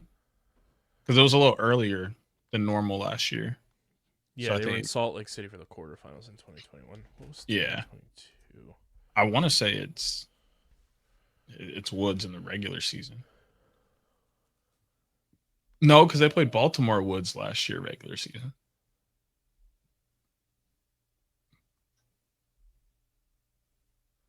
Can we not have pop-up ads? Thanks. Regular season was the Salt Lake City, but it wasn't the last game of the regular season. Yeah. It was second to last because Seattle was the last one. Here we go. Finally found it. They played Atlas and they won 16-8.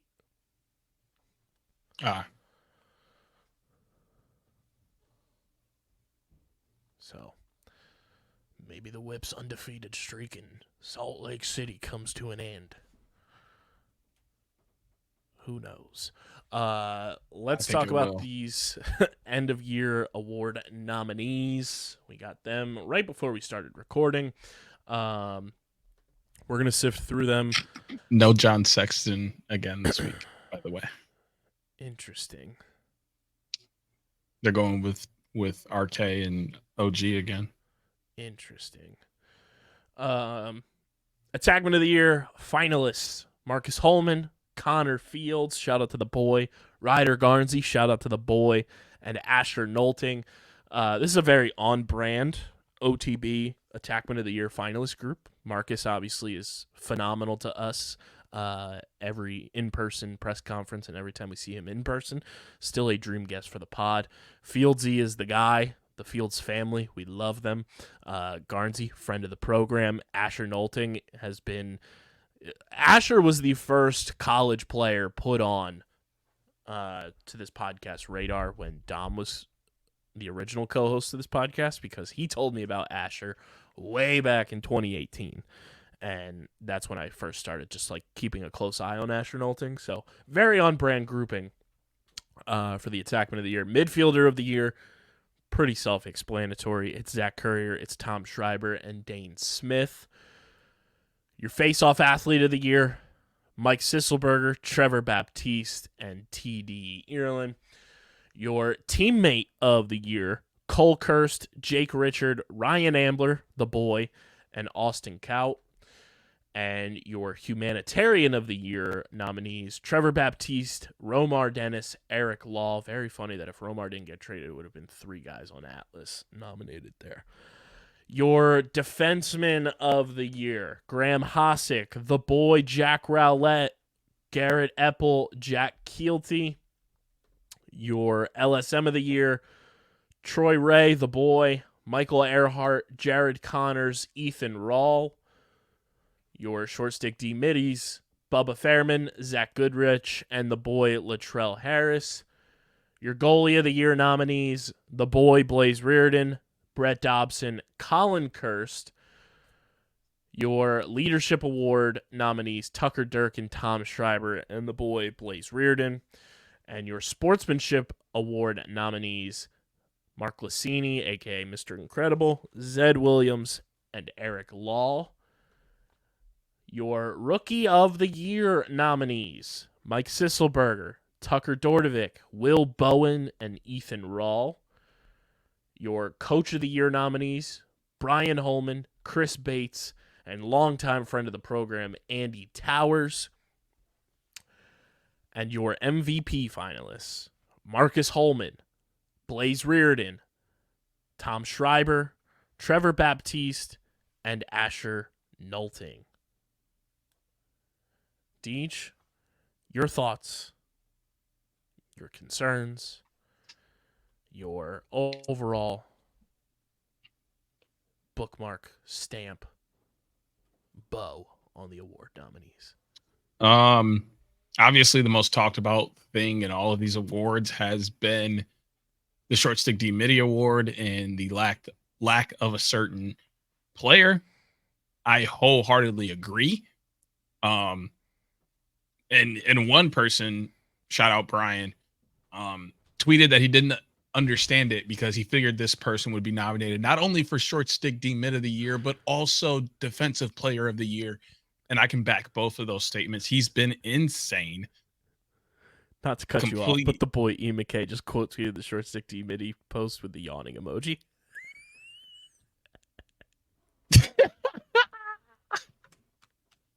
He's such a clown, yo. He is such a clown. But yeah, this other player has been unreal. Teams won't even dodge on him as a short stick whatsoever. Their game plan is to dodge on literally anybody but him, including the poles on this team. He has the ground balls. He has not as many cost turners as he had the year before, but it's not that big of a deal, especially when you're not being dodged on. You can't really create turnovers. He was just at a whole nother level when it came to playing the short stick defensive mid position. And I feel like it's a disservice to not even have him nominated as a finalist, but it is what it is. I'll pick somebody else from the list, and that's that. But that was my biggest thing, was I couldn't believe this person was not on that list. I can't believe CJ9 was left off the LSM list. That's unreal to me. He was, no disrespect to Troy Ray, I just felt like he had a slightly bigger impact on Chaos this year. Troy did have a phenomenal year, though, and I'm glad. Absolutely phenomenal year. And if he wins the award, all for it at the same time. But if there had to be someone from Chaos, if I had to pick, it would have been CJ9. He was insane in that regard. The other thing is, talked a little bit with someone. I don't know that I would have put both Asher and Marcus in for MVP. Because you can't really have two guys from the same team. Like, yes, they've been playing great. Yes, they both deserve it, but pick one. Throw in somebody from the Water Dogs. Maybe you throw in a second Archers guy because they're 8-1. That makes sense to me.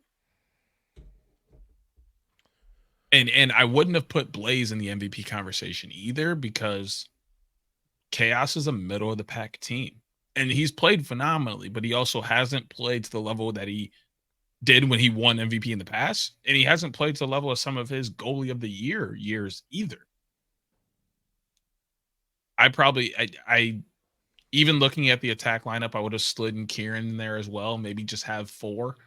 I think, or you take out one of the Archers guys and you put Kieran in, or one of the Cannons guys and you put Kieran in there as well. But outside of that, I thought all of the awards were picked in the right way, and there were guys there that should have been, and I'll be able to make my decisions. I think I get where you're coming from with Asher and Marcus, but it's tough to not have the guy who leads the league in points and then the guy who's second in points not be nominated, and then the guy who leads the league in 1-point goals also nominated, where Marcus leads the league in 1-point goals and he's second in points, and Asher led the league in points this year. Also, crazy. I mean, I see both of them being nominated for attacking, but I'm just looking at the stats page right now, because last year we only had 2 guys with 40-point seasons, and that was Lyle and Kieran. With 3 or 4.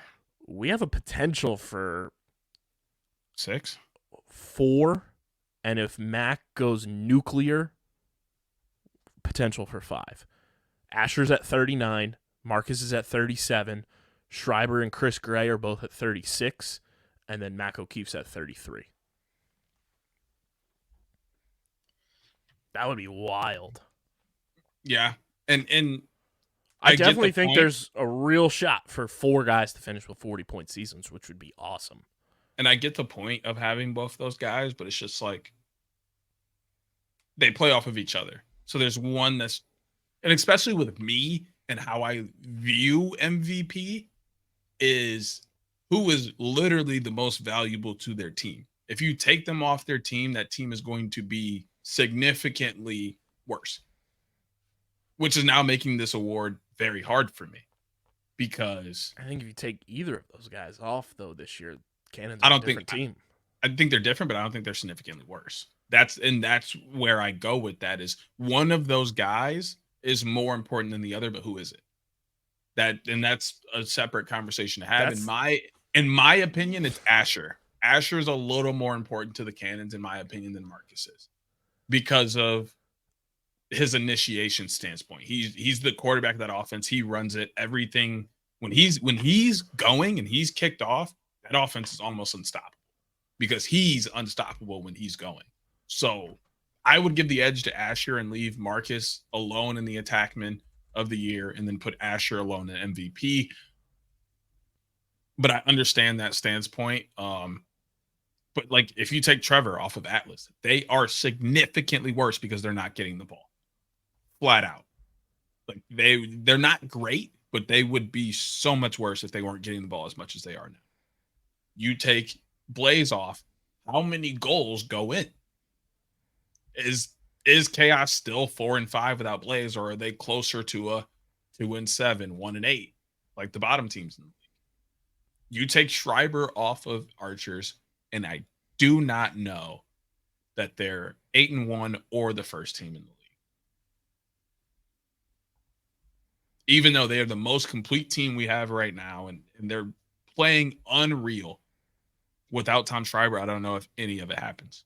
MVP is one of the harder ones to pick for me, because of how I value and like see the award and the way I would vote on it.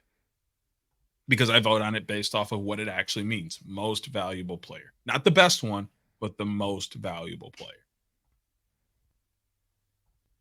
I'm just going to pop something up on the screen. If you're not watching on YouTube, I highly recommend you do. This is my stance.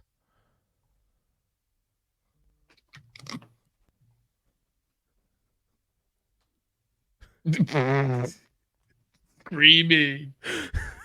Not in big trouble.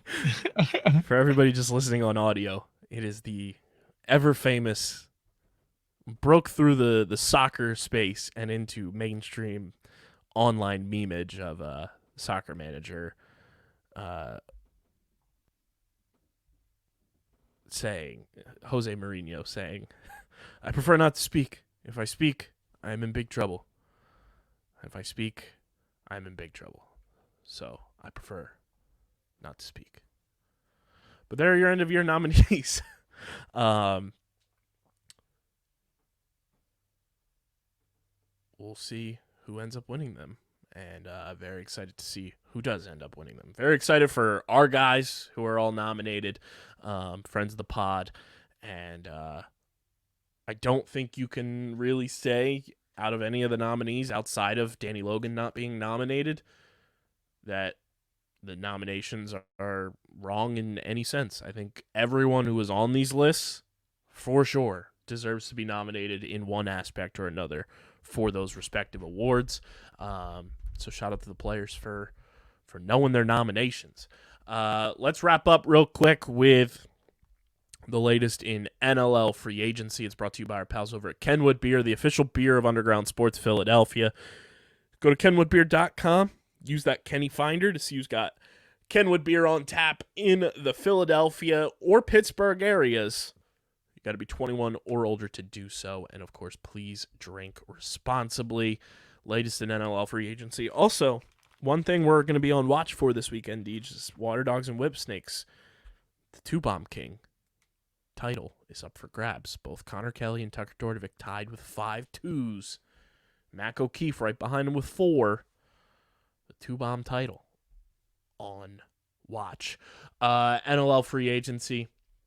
Since we last spoke to the people, not too much has gone on. Toronto Rock signed Jordan McKenna to a 1-year deal. Patrick Shumay signs a 4-year deal with San Diego. Casey Jackson officially signs a 1-year deal with Las Vegas. Is that Pepe Sylvia fucking bulletin board of Casey Jackson's free agency continues to grow. Colorado re-signs Chris Wardle to a 1-year deal. Chris Orglieri signs a 5-year deal with the San Diego Seals. This one I kind of like. Leaving the Colorado Mammoth and going to Panther City, reuniting with Callum Crawford.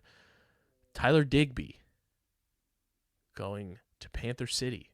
I like that move a lot for Digby going there. The Colorado Mammoth signed former Philadelphia wing and Calgary Roughneck, Nate Wade. You have to say his name 3 times. It's just the rules. I don't make them. Everybody knows. You just have to say Nate Wade's name 3 times when you say it. He's going to Colorado, as is the boy. You broke this news to me. Paul Dawson heading to Colorado on a 1-year deal. I love this. You putting Paul Dawson back there with Warren Jeffrey, just adding some grit, some tenacity to that defense even more. I love this move for the Colorado Mammoth. That is another one of those instances where I love this as a lacrosse player, lacrosse fan, media member, etc. But hate this as a Calgary Roughnecks fan. Absolutely hate this as a Roughnecks fan. It's going to be insane playing you guys again because we always seem to run into you at some point in the playoffs. And just maybe we can get over the hump this time because, I don't know, we're not flying back to the bird like a couple other teams are. Yeah. I love that move there. And then we had another trade happen where Saskatchewan have traded Cam Baddour to Albany in exchange for their 4th-round selection in 2024. And then, as one member of the Back of the Bird podcast exits Rochester, another one enters the fold as the New York Riptide have traded the boy, Dan Lomas, to the Rochester Nighthawks in exchange for a 2023 fourth-round pick. Deej, talk to me about your New York Riptide trading the boy to Rochester. Now he gets to play with Connor Fields. I like that a lot. I like this move for the Nighthawks. I like it for both sides.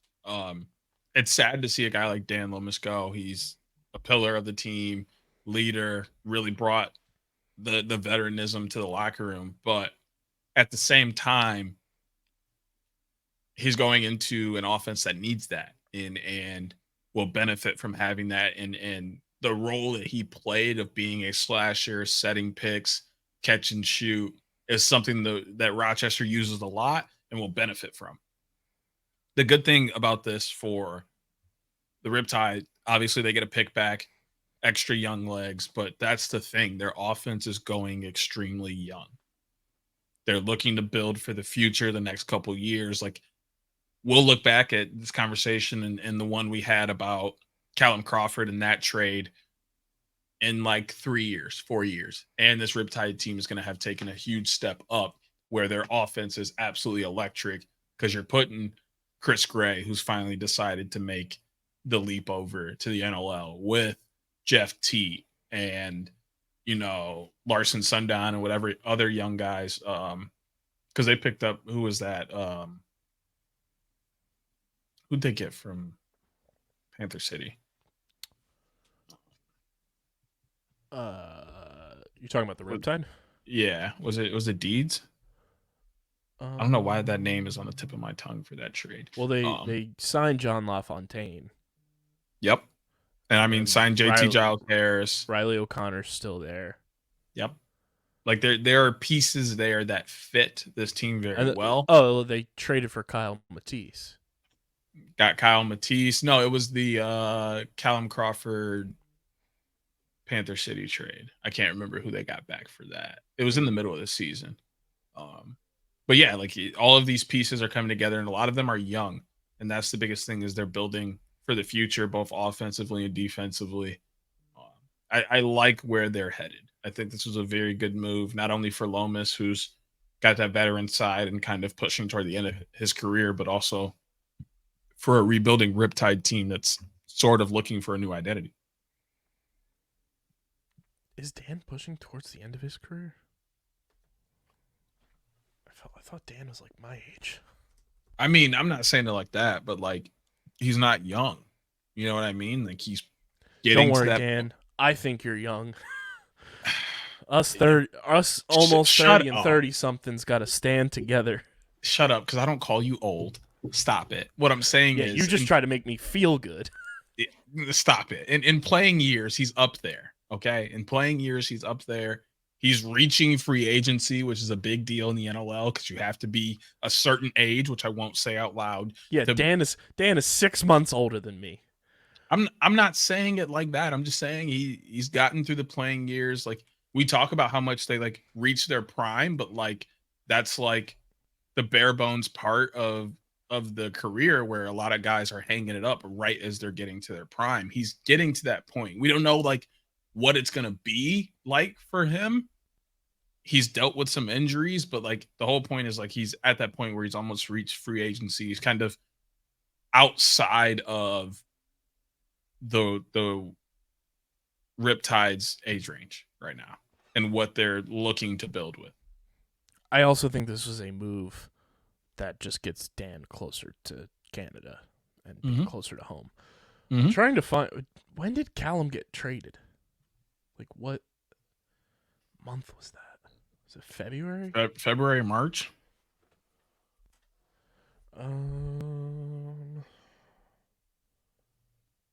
Trying to find like the actual might have been earlier than that.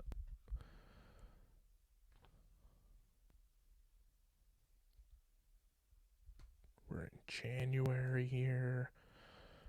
Still not seeing it. Because now I'm curious, because I forget who. Yeah, I really do forget. Was in that trade. Josh Byrne back in the lineup. Da-na-na, da-na-na.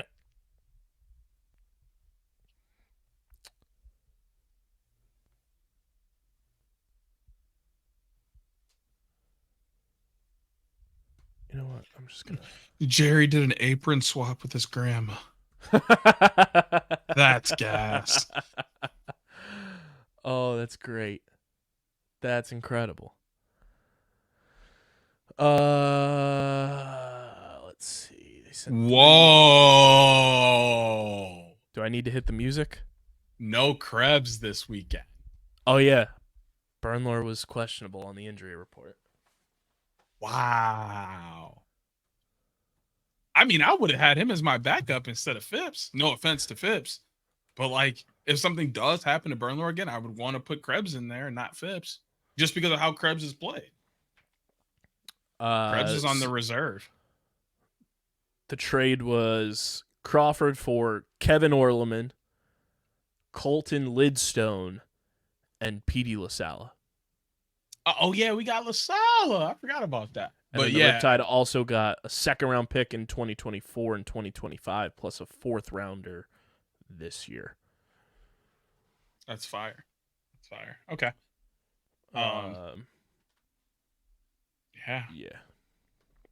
Morrill's wearing 3 for the Whipsnakes. Okay, because Will's wearing 4. Mm-hmm. I gotta see it. That's a That's gonna be Thanos interesting balance to see. That's gonna be interesting to see. of Jersey Analytics. At least it's not Sticks. That would have been so fucking cool. I would have bought his jersey so quick. I bet you would have, little weirdo. Sticks are ugly. Fight me. I will. You'll knock me out. I'll be there in a week. I'll be there in a week. Oh, that's hilarious. You want to tussle? We can get right out at the Philadelphia International Airport. You want to tussle? We can get it right out at PHL and throw them things. You'll Jose Ramirez my ass. NLL draft September 16th, by the way. It's my homecoming weekend. It's in Canada, so we're not going. Oh, no. That's not what I meant by that. We got. I was just letting everybody know. Are we streaming it at all? Probably not. Okay, never mind. I was going to say you're going to see an interesting level of DJ. Probably not, because I would have been here for 16th is a Saturday. Yeah, it is. It's the one weekend we have off from PLL in September.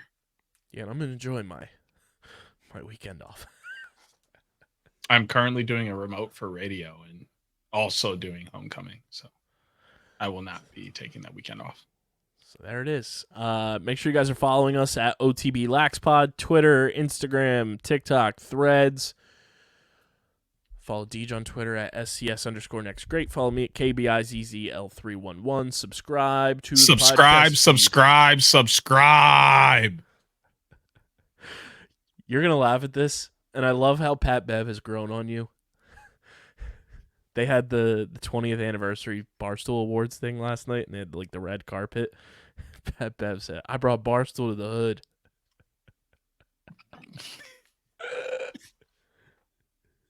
No, sir. You brought the hood to Barstool. There's a difference.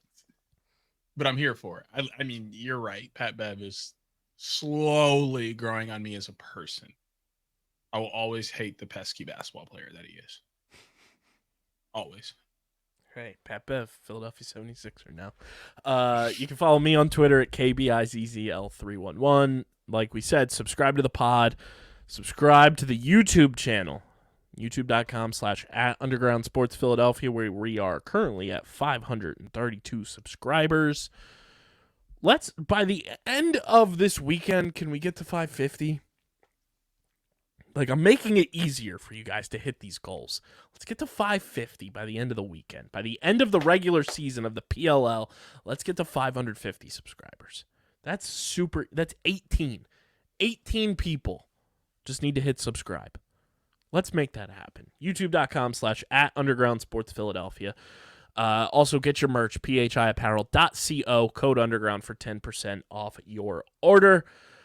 And this has been episode number 289 of the allegedly award-nominated, honorably mentioned, number 9 NCAA ranked, and of course viewable on YouTube. Outside the Box podcast, the official lacrosse pod on the Underground Sports Philadelphia Podcast Network. For Deej, I'm KB. Enjoy the weekend of lacrosse we have coming up with the PLL Regular Season Finale, and we will see you next time. Maybe in studio. Still figuring out scheduling of what makes the most sense because PLL Boston is on a Monday. But until then, we're getting the heck up out of here. We are signing off. Peace.